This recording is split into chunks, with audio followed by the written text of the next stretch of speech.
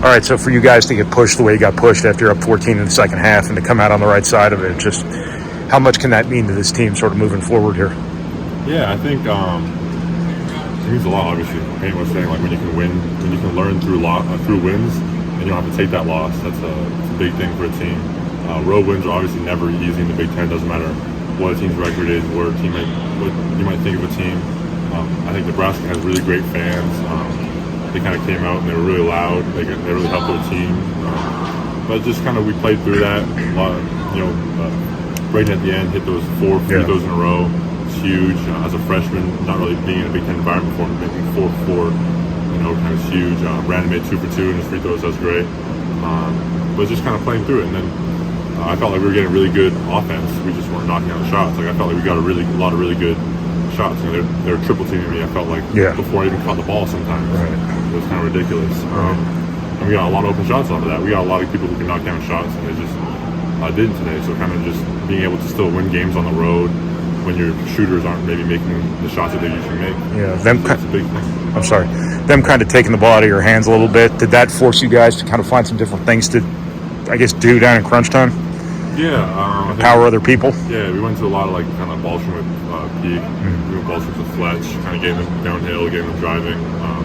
But also a lot of offense was kind of just I would get the ball, skip past. Like I don't think I insist today, but I felt like I was hitting the right man a lot. I had too many turnovers.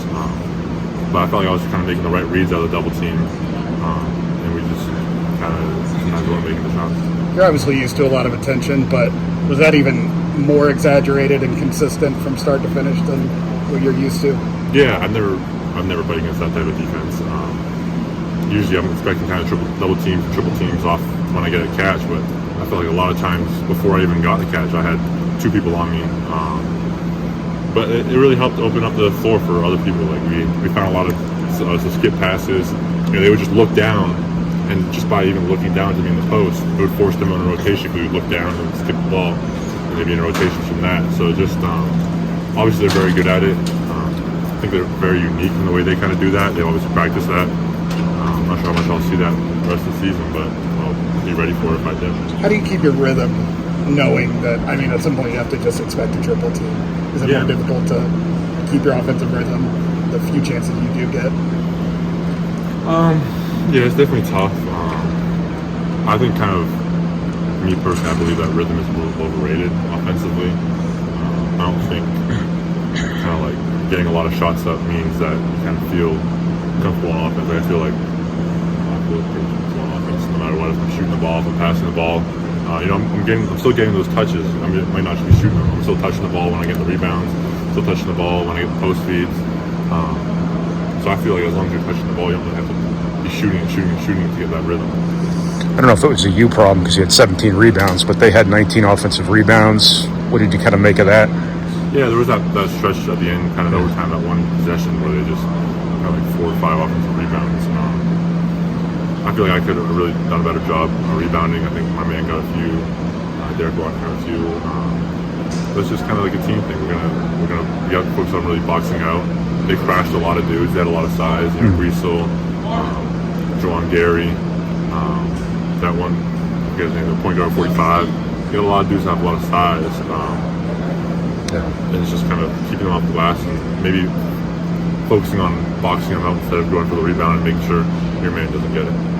43 minutes. Wow. How do you, physically, mentally, how do you stay in it for that long? Yeah, I've always told Coach, seriously, I don't feel like I ever get tired. I feel like I was just as fresh kind of at the end of that second half. Obviously, tomorrow I'm gonna feel the 43 minutes, but while you're playing, you feel the adrenaline. You don't really get tired. I feel it was pretty locked in. Coach Payne kept letting me in. I'm never gonna tell Coach Payne to sub me out. For as long as he thinks I'm being effective, I'll stay in the game. I was kind of focusing on really. I felt like I can get these offensive shots up, so I focused on other things like rebounding, blocking shots, protecting the rim, and kind of taking away their pick and roll coverage, stuff like that. Getting other guys open, getting other guys looks, but just kind of taking it one minute at a time. It's just not. It's definitely something that wears on your body, but I feel like I can handle it.